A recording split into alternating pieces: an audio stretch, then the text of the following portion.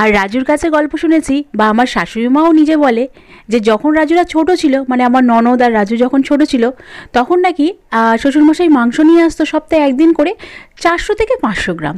কিন্তু সেই মাংসটা আলু দিয়ে লম্বা করে ঝোল হতো, মানে আমার শাশুড়ি মা বানাতো, লম্বা করে ঝোল হতো। আর সেটা এবেলা ওবেলা দুবেলায় খাওয়ার পরেও পরের দিন দুপুরের জন্য কিন্তু ঝোল আলু রেখে দিতে হতো। জানি না তখনকার মানুষের টাকা কম ছিল কি না, তবে আমারও ছোটোবেলার কথা মনে পড়ে যে আমার বাড়িতে আমি, আমার ভাই, আমার মা আর বাবা, চারজনের কিন্তু ডিম কখনো 4 পিস হতো না, 2টো ডিম হতো, হাফ হাফ করে খেতাম। আমরা তখন অনেক ছোট। তাই আমার হঠাৎই এই মাংস থেকে মনে পড়লো, এবারে মাংসটা রাজু একটু কম এনেছে। আমাদের সপ্তাহে খুব বেশি হলে 3 থেকে 4 বার মাংস হয়, আর 1 কিলো কখনো আনে না, 1.5 থেকে 2 কিলো করে মাংস নিয়ে আসে। তো মাঝে মধ্যে মাকে জিজ্ঞাসা করি, তো রাজুও বলে যে ওরাও ছোটোবেলায় নাকি হাফ হাফ করে ডিম খেত। তো মাকে জিজ্ঞাসা করি যে মা, আমাদের কি ছোটোবেলায় কি টাকা পয়সার খুব অভাব ছিল, তার জন্য কি আমরা 1-2টো করে ডিম খেতাম, না অন্য কোনো ব্যাপার? তো সেটা মা কোনো উত্তর দিতে পারে না। তো এখন তোমরা মানে প্রত্যেকের বাড়িতে যদি ডিম রান্নাও হয়, একজন 1-2টো করেও ডিম। সকালে এখন সবাই ডিম সেদ্ধ খায়, দুপুরে ডাল যদি হয় ডিম ভাজা তো লাগবেই লাগবে, তাছাড়া হলো ডিমের হাফ বয়েল, মানে সমস্ত কিছুতে ডিম 1-2-3টে করে লোক খেয়েই থাকে। তো আমার কাছে প্রশ্ন হচ্ছে যে তখন কি জিনিসপত্রের দাম বেশি ছিল? এখন তো আমরা জানি জিনিসপত্রের দাম অঢেল, মানে যেই আলু আমরা 5 টাকা 6 টাকা 7 টাকা কিলো, সেই আলু এখন 25 টাকা 30 টাকা করে আলু। যদিও এখন একটু দাম কমেছে, কিন্তু নতুন আলু আমরা পিকনিক করতাম, আমাদের মনে আছে, যেখানে কিলোর পর কিলো আলু আমরা রান্না করতাম, খুব বেশি হলে 7 টাকা করে কিলো ছিল। কিন্তু এখন 20 টাকার নিচে কোনো আলুই নেই। পেঁয়াজও সেম, 40-50 টাকার নিচে কোনো পেঁয়াজ পাওয়া যায় না। তো সেটাই বলছি, দাম তো এখন বেড়েছে। হ্যাঁ, মানুষের ইনকামও বেড়েছে, তাহলে তার মানে এটাই কি যে তখন মানুষের ইনকামটা কম ছিল, জিনিসপত্রের দাম বেশি ছিল?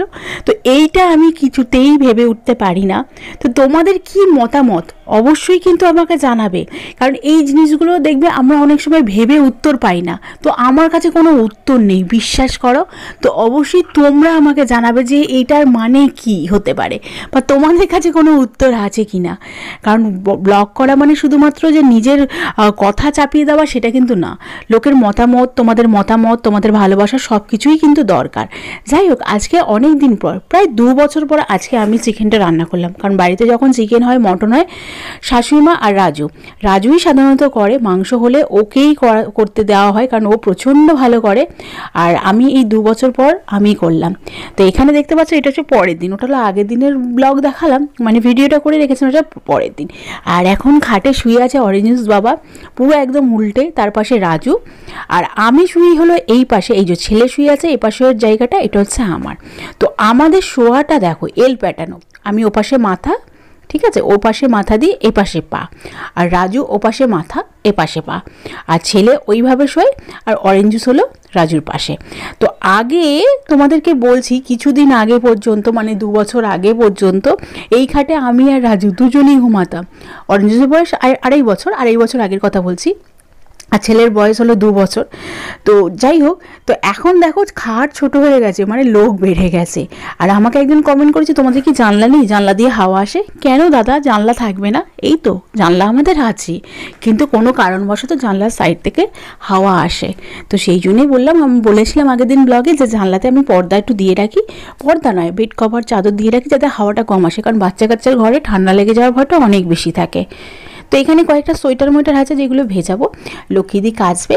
আমি এখন একটু কমই ভেজাচ্ছি, তার কারণটা হচ্ছে যে শীতকাল, তারা কাজ করে বলে এই নয় যে পুরো একদম বেশি বেশি করে দেবো, অনেকটাই কম, শুধু ছেলের জামা কাপড় থাকে আর আমার কয়েকটা হয়তো জিনিস থাকে, বাস এইটুকুই। নইলে আগে তো আরও বেশি, কারণ আমার তো বলাই আছে ওনার কাচাকুচির জন্যেই আর কি, রেগুলার। তো সেই কারণে কাচাকুচিটা এখন একটু কম হয়। আর এদিকে একটু বিছানা তোলা, সকালে একটু টিফিন বানানো, এই কাজগুলো টুকটাক তো হয়েই থাকে। আর যারা আমার এখনও সানফ্লাওয়ার চ্যানেল দেখোনি, সাবস্ক্রাইব করোনি, অবশ্যই করে দিও। ওখানে কিন্তু আমার প্রত্যেক দিনের ব্লগ থাকে, প্রত্যেক দিন না হলেও সপ্তাহে 3 থেকে 4খানা ব্লগ থাকে। এন্টারটেনিং ব্লগ থাকে। অবশ্যই যারা যারা এখনও সাবস্ক্রাইব করনি করে দিও। একটু ফুলকপি ভাজে, শীতকালে না আমার ফুলকপি আলু ভাজা দিয়ে ভাত ভালো লাগে, রুটি ভালো লাগে, লুচি ভালো লাগে, কি ভালো লাগে না। কারণ এই ফুলকপি, শীতের ফুলকপি আমার সব থেকে ফেভারিট। আর এরকম ফুলকো ফুলকো গরম রুটি, বাস একটা কি দুটো রুটি সকালবেলা টিফিনে, আর কিচ্ছু লাগবে না। আর ফুলকপির সাথে কাঁচা লঙ্কা। দুপুরে কি রান্না করছি তোমাদেরকে দেখাই। এটা হচ্ছে আমুদি মাছ, এটা ভাজছি। আর এদিকে একটু পেঁয়াজ, আর এটা হচ্ছে আদা আর রসুন একটু থেঁতো করে নিয়েছি, টমেটো, কাঁচা লঙ্কা দিয়ে একটু মাখা মাখা করে ঝাল টাইপের হবে। এদিকে ভাত হয়ে গেছে, এবার করবো ডাল সেদ্ধ, ডিম সেদ্ধ। তো মাছগুলো খুব একটা ভালো না, ওই জন্য একটু ভেঙে ভেঙে যাচ্ছে, পুরো তেলটা খেয়ে নিয়েছে মাছটা। হাই বলো, কেমন আছো? পিচি মাসি কোথায় গেল, পিসি কোথায় গেল? বাবা তা এখন কি করছে? কি চালাচ্ছ? গাড়ি চালাচ্ছ? তোমার গাড়ি চালাতে ভালো লাগে? তুমি একা একা শিখে গেছো? কিরম ভাবে চালিয়ে একটু দেখাও তো মাসিদের, মাসিদের, মামাদের, পিসিদের, কাকাদের, যাতে সবাইকে দেখাও তো। নাও চালাও, 1 2 3, ঝিঙ্কেল নেকল ঝিঙ্কেল নেকল, 1 2 3, ঝিঙ্কেল নেকল জি। ও চলে এসছে, আমাকে ধাক্কা দিয়ে দিল, আমাকে ধাক্কা দিয়ে দিল তো। ওই যে আবার এসছে। ও হাই বলো সবাইকে। আচ্ছা একটু হাই বলো। আর এত জায়গায় এত সবাই পিকনিক করছে, মানে দেখে এত মজা লাগছে না। এই যে ফেসবুকে ছবি দিচ্ছে দেখতে পাচ্ছি, বা এমনি চেনাশোনা কেউ দেখছি যে হোয়াটসঅ্যাপ স্ট্যাটাসে পিকনিকে ঘুরতে গেছে। কত পিকনিকে লোক করে আর এই জানুয়ারি ফেব্রুয়ারি আর তোমার এই ডিসেম্বরে প্রচুর প্রচুর পিকনিক করে। আমাদের এখানে ভাই কিচ্ছু হয় না। আমি আগ্রহী নিয়ে প্রত্যেক বছর লোককে বলি করা হোক করা হোক, তো সেই দায়িত্ব যেন মনে হয় যেন আমার, তবু ঠিক আছে, আমি মনে করি যে হ্যাঁ ঠিক আছে, তবু ঠিক আছে, সবাই মিলে করা হোক, বেশ একটা ভালো মজা লাগবে, সেটাতে ব্লগ করা যায়, বেশ ভালো লাগে। তো আমার খুব ভালো লাগে। আর পিকনিক টিকনিক এইসব টাইপের আমার পিকনিক করার মানে খুবই ভালো লাগে। আর সবসময় ইচ্ছা হয় কোথাও বাইরে কোথাও গিয়ে করি, সেটা আমার কোনো জীবনে হয়নি, বিয়ের আগেও না বিয়ের পরেও, এখনো পর্যন্ত কোনোদিন হয়ে ওঠেনি। তো আবার পিকনিকটা হচ্ছে এক জায়গায়, তো হচ্ছে কালকে দেখতে পাবে সানফ্লাওয়ার ব্লগে, অবশ্যই দেখো। একদম মানে জবরদস্ত গ্রামের বাড়ি পিকনিক, মানে ফাটাফাটি হতে চলেছে।